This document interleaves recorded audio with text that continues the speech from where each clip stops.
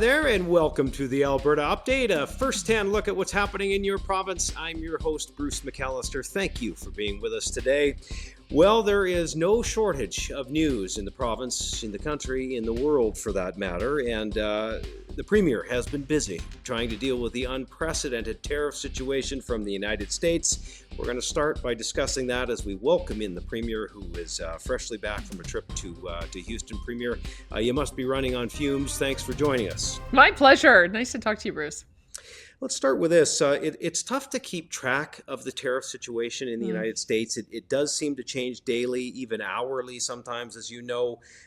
You were at CERAWeek in Houston. You've been making the case for Alberta energy. You've been making the case for Canada, trying to deal with everything diplomatically. What do you make of where we're at right now with the U.S., and what's your strategy in dealing with it? Well, I had a number of meetings with officials as well as a number of appearances on various panels.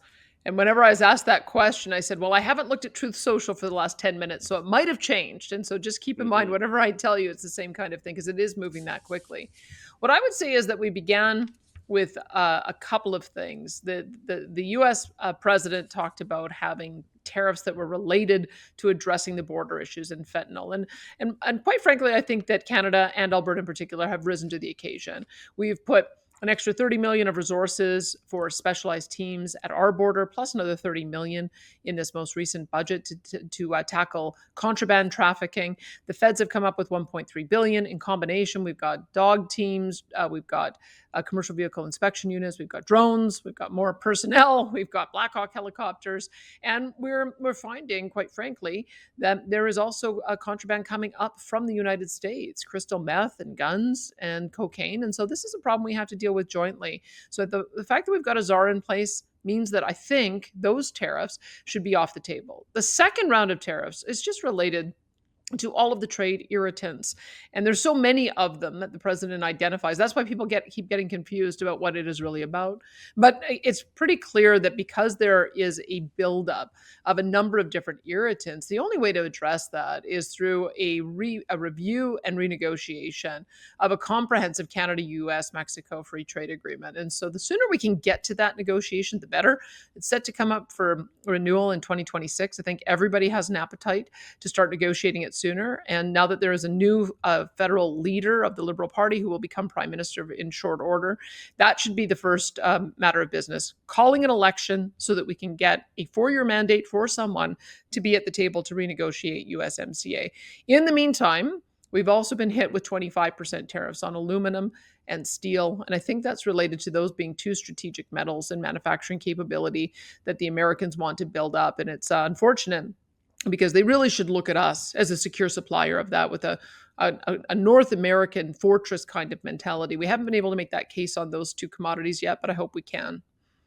Okay, listen, a lot there. Let me follow up on this. The new federal Liberal leader, soon to be Prime Minister Mark Carney, and some of your First Minister counterparts, including Doug Ford in Ontario, they're openly musing about putting a tariff on energy, on the oil and gas industry. I can't imagine how that's going to help our situation.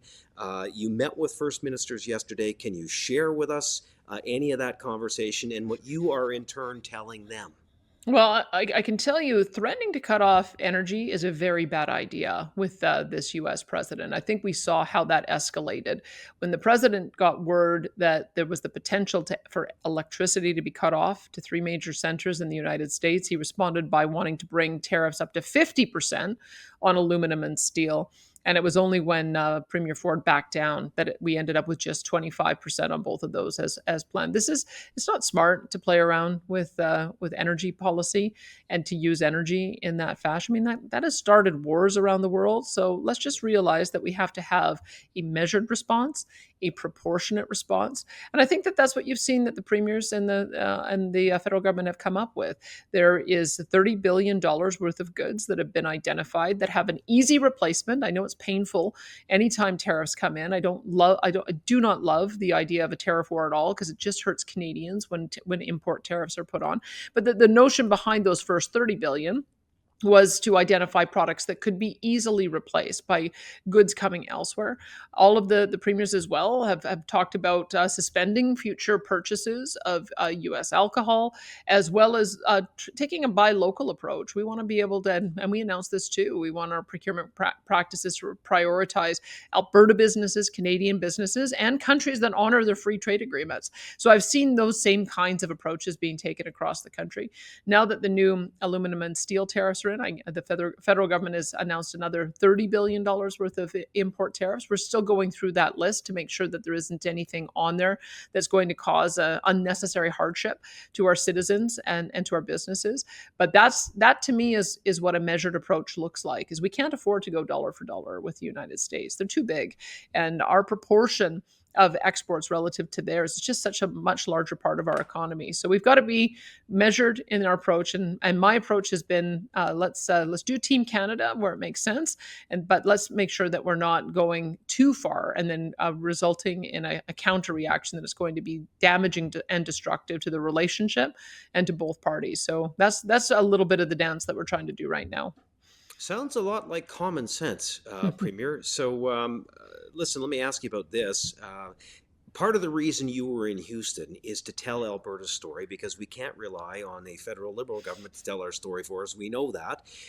And it would appear that there actually is a business case to export LNG. No kidding, hey? I mean, this is the thing I've Who been knew? frustrated by for some time. And when I've talked about using energy as a trump card, I'm thinking about it as in the exact opposite way that everyone else is. Let's not talk about selling less. Let's talk about selling more. Let's not talk about curtailment. Let's talk about doubling our oil and gas production and finding new markets to be able to send it to. So the CERAWeek theme that we had a couple of major press releases that we did and announcements. The first one was we have an Alberta Petroleum Marketing Agency that is able to cut deals with different jurisdictions and refineries around the world who want to buy our products. So you'll see that we're closing in on the final stages of being able to negotiate the first such deal with a European refinery. But we have, now that we announced that, we have others who are approaching us saying, "Hey, what about us?" We know that Japan came to Canada, South Korea, Netherlands, Germany, and other jurisdictions saying, do you think you can help us out? And the federal government, in one way or another, has either said no or there's no business case. Well, what we wanted to firmly assert is, you bet there's a business case. And if you're interested in having those conversations, don't come to Canada, come to Alberta. And I think that message has gotten through loud and clear. So I'm looking forward to seeing similar types of agreements. We just renewed our agreement with a Japanese company as well to continue developing both new technologies, as well as find a way to get some of these traditional fuels to Japan. And I'll be going to Japan for a trade mission in April, where we can further that conversation with them as well as with South Korea. So I think that there's this is the way that we should be exerting ourselves in the world. Yes, the Americans have been incredible trading partners and great customers for our product, but if we need to diversify our resources, let's do that too. It doesn't need to be one or the other. It can be both.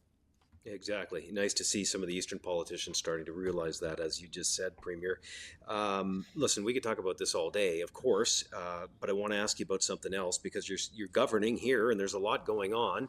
And you just passed the budget, or sorry, you just tabled the budget last week.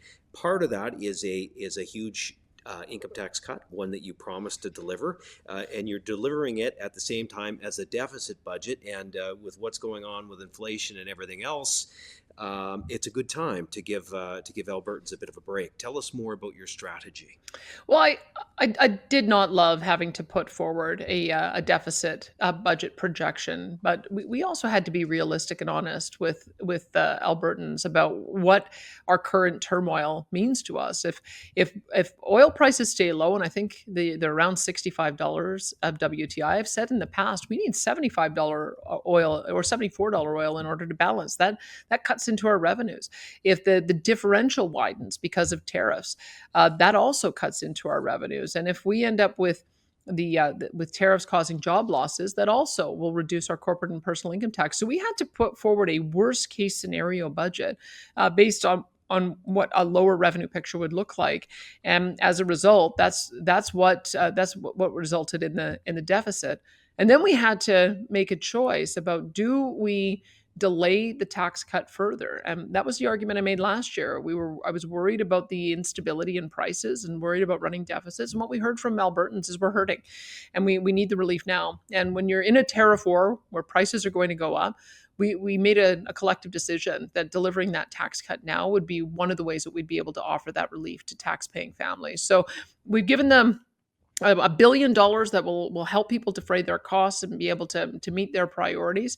And then we're going to work very hard over the next 3 years to get back into surplus if this uncertainty continues. That being said, if oil prices go up, if the differential narrows, if we have a resolution on the tariff dispute, then that is going to dramatically impact our revenues to the positive. So I want people to rest assured, I care just as much about deficits and tax cuts as everyone else does. And we know that people have an expectation that we're going to get back into budget balance, and we'll be working overtime to do that. Premier, I know Albertans are grateful for your advocacy. I think many Canadians are as well. Thank you, as always, for taking time for us as well. You bet. My pleasure. Thanks, Bruce. All right, there is Premier Danielle Smith on the Alberta update. In other news, it is no secret that Alberta's population is booming, and that is putting a great strain on the education system. That is why the Alberta government continues to put our school kids first as they take bold steps to deal with burgeoning enrollment numbers. Budget 2025, if passed, will commit $1.1 billion over 3 years to address enrollment growth. The funding will allow school authorities to hire more than 4,000 teachers, education assistants, and support staff so that students can receive more of the focused time and attention that they need. Here is our Education Minister, Dimitrios Nikolaitis. This year, taxpayer investment will reach a record $9.8 billion, which represents an increase of $426 million or 4.5% from last year. This historic investment not only supports enrollment growth, but also raises grant rates and puts more money into the classroom by giving school boards the flexibility to make decisions that best serve their students.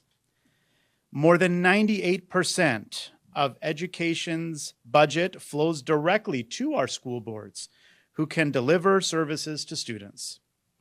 Our goal is to drive as many dollars as possible into the classroom, and we give our boards maximum flexibility in how they manage their resources. Since 2020, student enrollment has grown by almost 89,000 students, and school authorities, particularly in the Edmonton and Calgary metro areas, are expecting continued growth in the 2025 and 2026 school year. Well, as part of the Unsheltered Homelessness and Encampments Initiative, the province and federal government signed an agreement in December to strengthen existing provincial investments into supporting the most vulnerable. The province is making yet another huge step in committing to helping the homeless in Alberta. Now, through this agreement, about $35 million in federal funding over 2 years will support the province's efforts to reduce homelessness. With Budget 2025, again, if passed, investing $213 million into homelessness initiatives.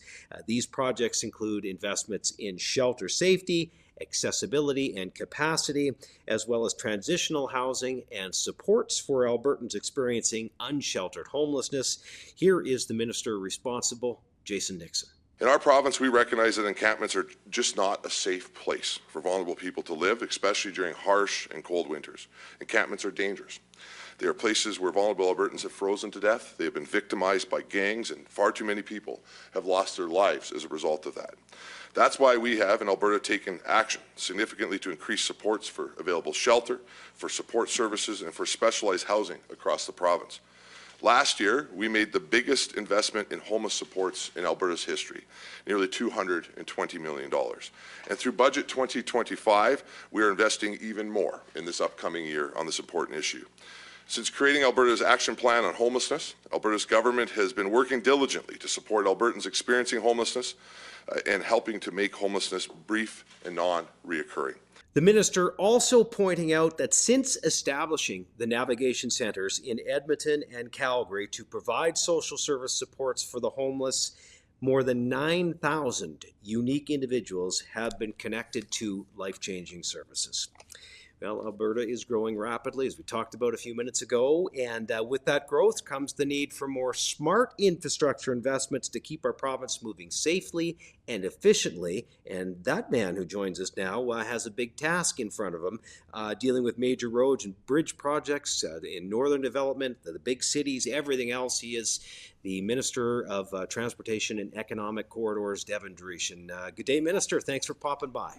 Hey, thanks, Bruce, for having me on. I really appreciate it.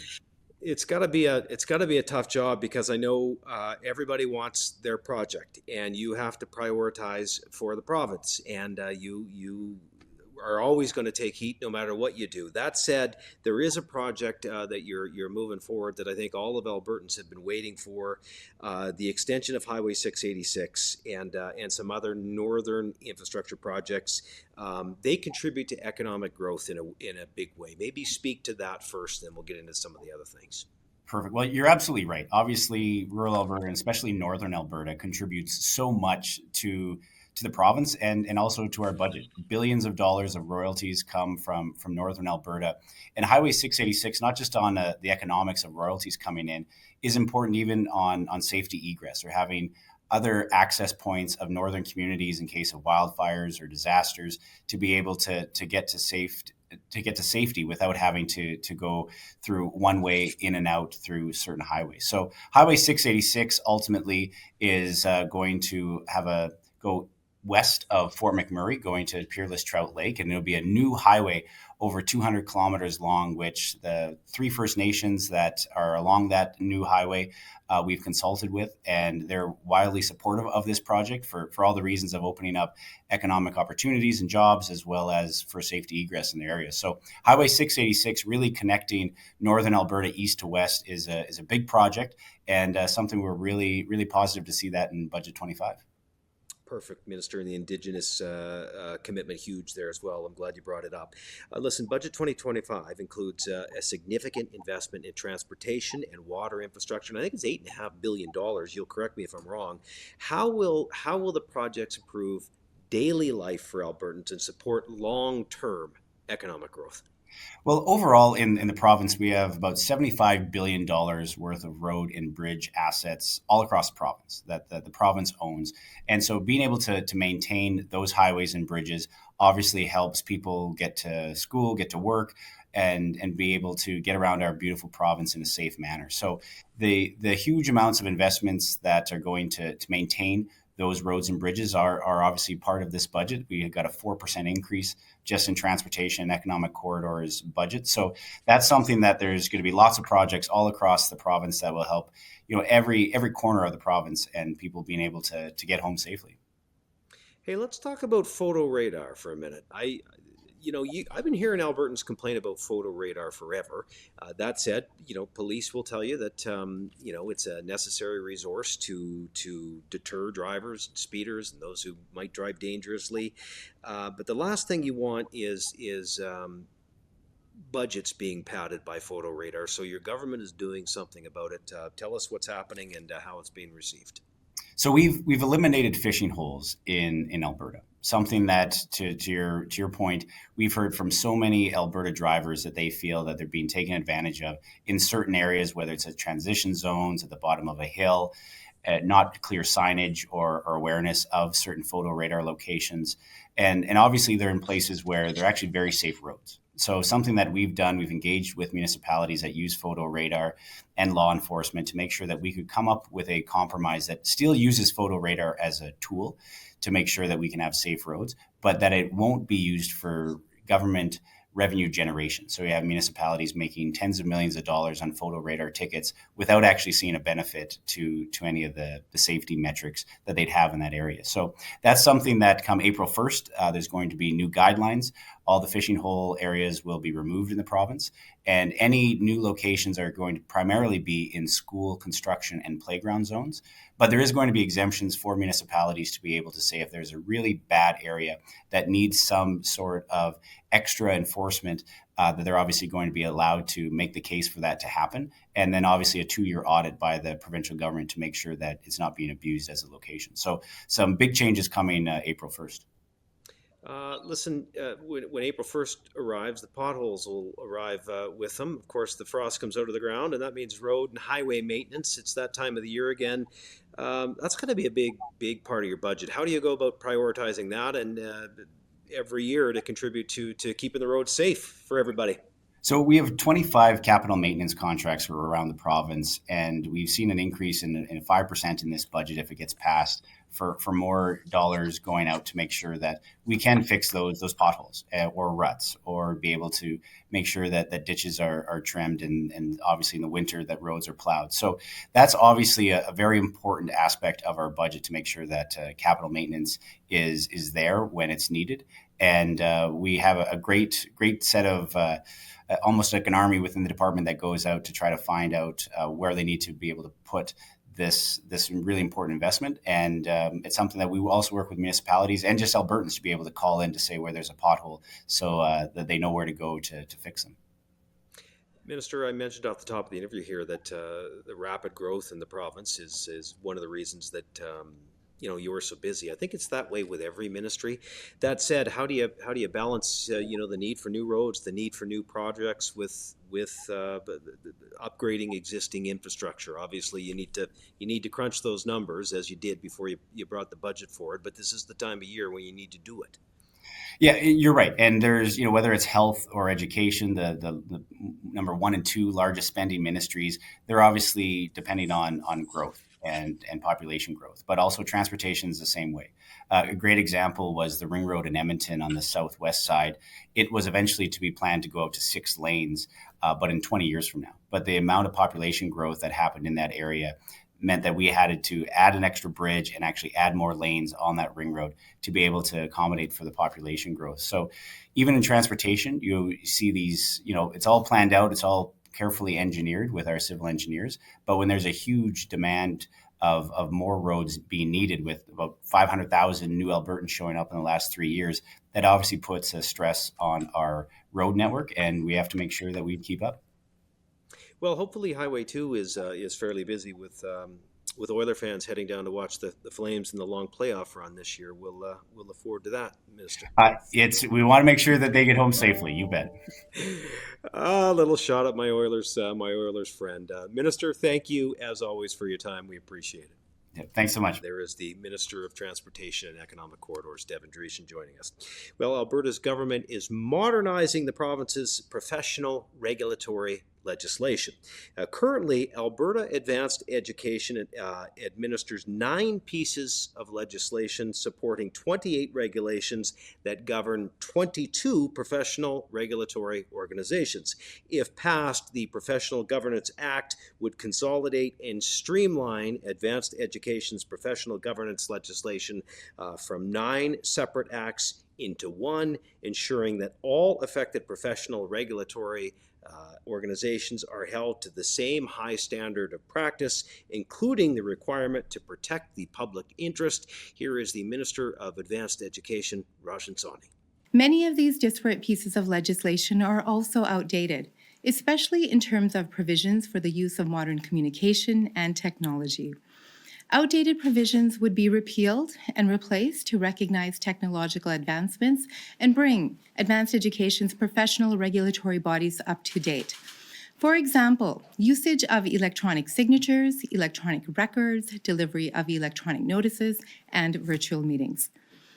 The Act would fix inconsistencies or lack of information in current professional regulatory legislation, including providing clarity on the purpose of professional regulatory organizations and their authorities, powers, and functions. The Professional Governance Act covers professions regulated by advanced education. That includes accounting, engineering, and geoscience, veterinary medicine, and architecture, among others. Well, with all the talk of tariffs, another minister who has been very busy is our Ag Minister, R.J. Sigurdsson. He joins us now to talk about the impact on the ag sector and to chat more about what's happening on that front. And it is a lot, Minister. I know you're one of the busiest members of Cabinet right now. Thanks for taking some time to chat with us.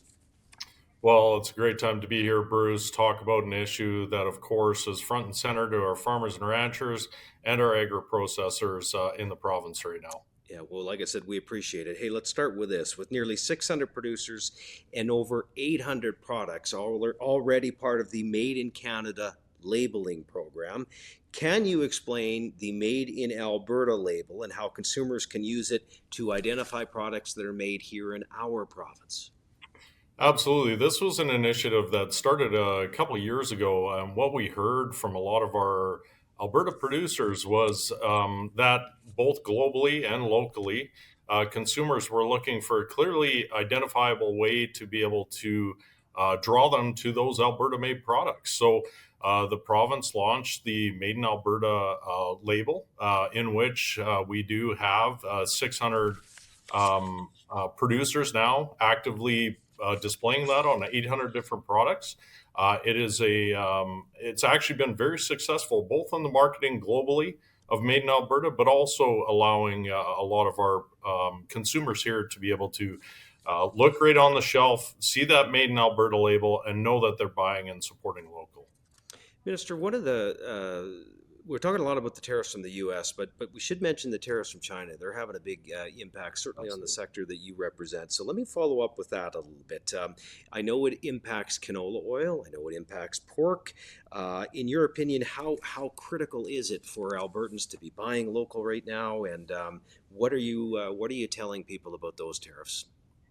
Well, definitely when we see the tariffs, our approach here in our department is understanding that there are short-term things we can work on that are going to have an immediate impact. And then, of course, the medium and long-term strategies that we're working on in light of these tariffs. But one of the most impactful ways that we can support our producers, our agri-processors here in the province is exactly that. Buying local is the quickest and fastest way for us to be able to support our agricultural industry right here in Alberta.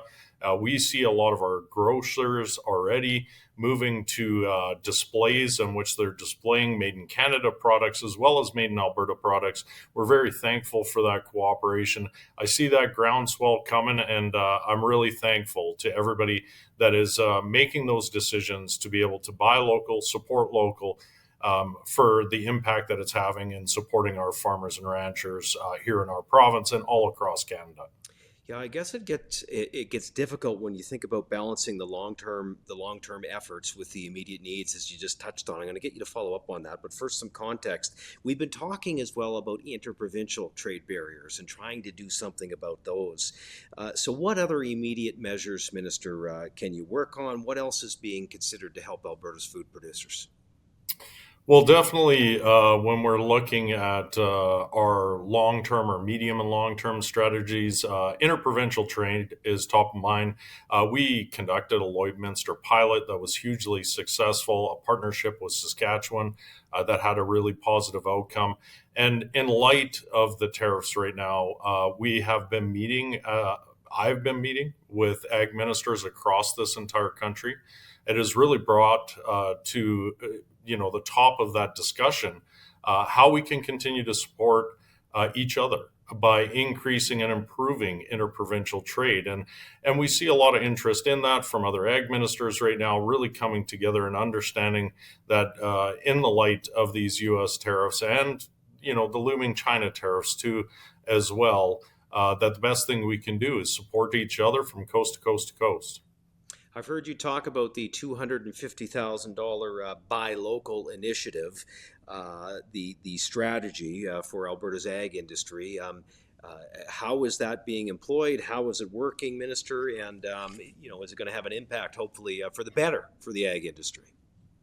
Yeah, absolutely. The $250,000 is going to be our forward-facing campaign that we're going to be rolling out in the weeks to come. We're really going to be promoting buying local and really highlighting the amazing commodities and food products that we have right here in the province of Alberta. With that as well, we're going to find some creative ways through, of course, we have our madeinalberta.co website that displays the Made in Alberta products, but also we're looking at innovative ways for consumers to easily identify when they're in a grocery store, made in Canada and local products, and understand where even the ingredients of those products come from. We've seen that through similar apps called O Scanada and Maple Scan apps that have come out. One of those was actually developed by two individuals here in Edmonton. These are resources that we know we're going to work with and to be able to allow consumers to easily identify those food products so they know that they're buying local and supporting local. Minister, one more quick question. I know your phone has been ringing off the hook. You're on it constantly, talking to stakeholders around the province, to farmers, to producers, to ranchers. Look, the U.S. is a very good friend of ours, has been for a long time. How would you say the general mood is amongst the producers and ranchers, and pretty resilient bunch, I would guess. Absolutely. We have the best farmers and ranchers in the world, Bruce. We really do. And listen, our farmers and ranchers have seen adversity before and they've always overcome it. I mean, we are Albertans and we see that, there's going to be challenges that hit us every day, but we do overcome that.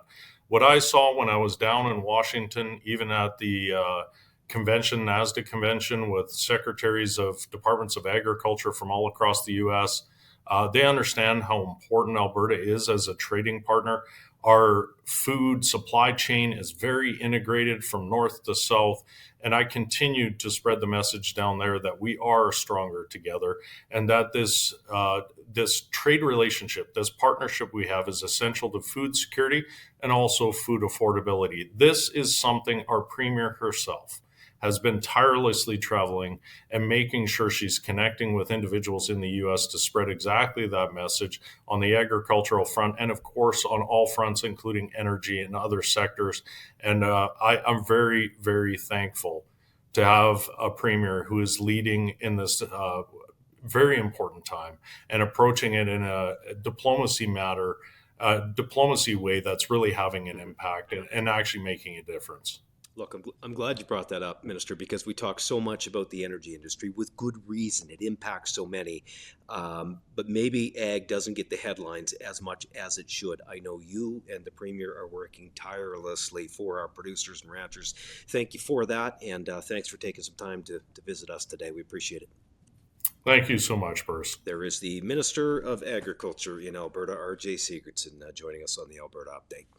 Well, Alberta's government is cutting red tape for Alberta's charities by introducing changes that give charitable groups much broader discretion in determining how gaming proceeds are used to support their programs and services. This opens up more options for how charities can spend their gaming revenue on delivering services without delays or the need for additional approvals so that they can better support Albertans. Here is Minister Dale Nally. Alberta's charitable gaming model is unique in Canada. We are the only province that licenses charities to conduct and manage casino events that support charitable organizations. This model has made Alberta one of the most generous provinces in Canada, raising over $409 million in proceeds in 23-24 alone. With these latest policy updates, we're building on that success and giving our charities the tools they need to support Albertans. Red tape reduction, at its core, is very much about making sure government can get out of the way. The updates shift the focus of AGLC policy to the types of activities and programming a charity can use their gaming revenue for, rather than based on their organization type. The policy amendments will appear in Alberta Gaming, Liquor and Cannabis, the AGLC Charitable Gaming Policies Handbook, and will come into effect on April the 1st of 2025. And that does it for this week's edition of the Alberta Update, a first-hand look at what's going on in your province and with your government.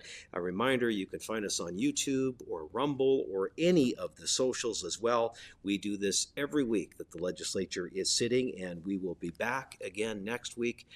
And with all that's going on, who knows what will have happened by then, but we'll do our best to stay on top of it for you. So thank you for being with us this week, and we'll see you again next time.